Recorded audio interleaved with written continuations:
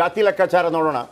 ಕಳೆದ ಬಾರಿ 1,25,876 ಮತಗಳಲ್ಲಿ ಗೆದ್ದರೆ ಕಾಂಗ್ರೆಸ್ನ ಮತಗಳು ಕಂಪ್ಲೀಟ್ ಆಗಿ ಶಿಫ್ಟ್ ಆಗಿತ್ತು. ನಿಖಿಲ್ ಕುಮಾರಸ್ವಾಮಿಗೆ CS ಪುಟ್ಟರಾಜ್ ಅವರ ಕಾಲದ ಓಟ್ಗಿಂತ 50,000 ಓಟು ಜಾಸ್ತಿ ಬಂದಿತ್ತು ರಮ್ಯಾ ಅವರನ್ನು ಸೋಲಿಸಿದಂಥ ಸಂದರ್ಭದಲ್ಲಿ 2014. ಯಾವ ಜಾತಿ ಡಿಸೈಡಿಂಗ್ ಫ್ಯಾಕ್ಟರ್ ಯಾವ್ದು ಬನ್ನಿ ನೋಡೋಣ. ಒಕ್ಕಲಿಗರು 8,50,000. ಯಾಕೆ ಒಕ್ಕಲಿಗರ ಭದ್ರಕೋಟೆ ಅಂತ ಕರೆಯೋದು ಇದಕ್ಕೆ. ದಲಿತರು 3,10,000, ಲಿಂಗಾಯತರು 1,30,000, ಕುರುಬರು 1,60,000 ಇದ್ದಾರೆ. ಅದರ ಜೊತೆಗೆ ಇನ್ನಿತರ ಜಾತಿ ಲೆಕ್ಕಾಚಾರಗಳು. ಭಾಳ ಮೇನ್ ಫ್ಯಾಕ್ಟ್ರು ಇರೋದು ಒಕ್ಕಲಿಗರು. ಮುಸ್ಲಿಮ್ಸ್ 1,25,000, ಲಿಂಗಾಯತರು 1,30,000, ಇತರರು ಎಲ್ಲ ಸೇರಿ 2,31,000. 17,59,175 ಮತಗಳು. ಕಳೆದ ಬಾರಿ ನಿಯರ್ಲಿ 7 ಲಕ್ಷ ಮತಗಳು ಸುಮಲತಾ ಅವರಿಗೆ ಪ್ರಾಪ್ತವಾಗಿತ್ತು. 5.5 ಲಕ್ಷದಷ್ಟು ಮತಗಳು ಇವರಿಗೆ ನಿಖಿಲ್ ಕುಮಾರಸ್ವಾಮಿಗೆ 1.25 ಲಕ್ಷ ಅಂತರದಲ್ಲಿ ಗೆದ್ದಿದ್ರು. ಓಕೆ, ಮಂಡ್ಯ ಕಾಂಗ್ರೆಸ್ ಜಿಲ್ಲಾಧ್ಯಕ್ಷರಾಗಿರ್ತಕ್ಕಂಥ CD ಗಂಗಾಧರ್ ಅವರು ನಮ್ಮ ಜೊತೆ ಸಂಪರ್ಕದಲ್ಲಿದ್ದಾರೆ. ಸರ್ ನಮಸ್ಕಾರ, ಕೇಳಿಸ್ತಾ ಇದೆಯಾ CD ಗಂಗಾಧರ್ ಅವರೇ? ನಮಸ್ಕಾರ ಸರ್. ನಮಸ್ಕಾರ ಸರ್ ಈಗ ಮಂಡ್ಯ ಅಂತಂದ್ರೆ ಬೆಂಗಳೂರಿಂದ ಚೆನ್ನಾಗಿ ಕೇಳಿಸ್ತಾ ಇದೆ, ಹೇಳಿ ಮೇಡಮ್. ಮಂಡ್ಯ ಅಂತಂದ್ರೆ ಬೆಂಗಳೂರಿಂದ ಬಹಳ ದೂರ ಏನಿಲ್ಲ. ಮಂಡ್ಯದಿಂದ ಅಂಬರೀಷ್ ಅಣ್ಣ ಅವರಿದ್ರು, ಆಮೇಲೆ SM ಕೃಷ್ಣ ಅವರಿದ್ರು. ಮಂಡ್ಯ ಅಂದ್ರೆ ಬಹಳ ಒಂಥರ ಇಂಡಿಯಾಕ್ಕೆ ಫೇಮಸ್ಸು ಅಂತ. ಆದ್ರೆ ಕಾಂಗ್ರೆಸ್ ಇಂದ ಒಂದು ಒಳ್ಳೆ ಗಟ್ಟಿ ಜನಪ್ರಿಯ ಕ್ಯಾಂಡಿಡೇಟ್ ಅನ್ನ ಕೊಡೋದಕ್ಕೆ ಸಾಧ್ಯ ಆಗ್ಲಿಲ್ಲ. ಅಂದ್ರೆ ನಾಯಕತ್ವವನ್ನ ಡೆವಲಪ್ ಮಾಡಲಿಲ್ಲ ಮಂಡ್ಯದಲ್ಲಿ ಕಾಂಗ್ರೆಸ್.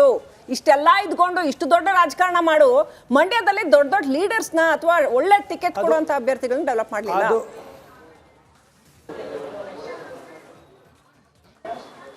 ಅದು ದಯಮಾಡಿ ವಿರೋಧಿಗಳ ಅಪಪ್ರಚಾರ. ಇವತ್ತು ಮಂಡ್ಯ ಲೋಕಸಭಾ ಕ್ಷೇತ್ರಕ್ಕೆ ಒಬ್ಬ ಸಮರ್ಥ, ಸಜ್ಜನ, ಸರಳ ವ್ಯಕ್ತಿನ ಅಭ್ಯರ್ಥಿ ಮಾಡಿದೆ ನಮ್ಮ ಇಂಡಿಯನ್ ನ್ಯಾಷನಲ್ ಕಾಂಗ್ರೆಸ್. ಅವರು ವೆಂಕಟರಮಣೇಗೌಡ, ಅವರು ಆಲಿಯಾ ಸ್ಟಾರ್ ಚಂದ್ರು ಅಂತ ಎಲ್ಲಾ ರೀತಿಯಲ್ಲೂ ಕೂಡ ಸಮರ್ಥರಿದ್ದಾರೆ ಮೇಡಮ್.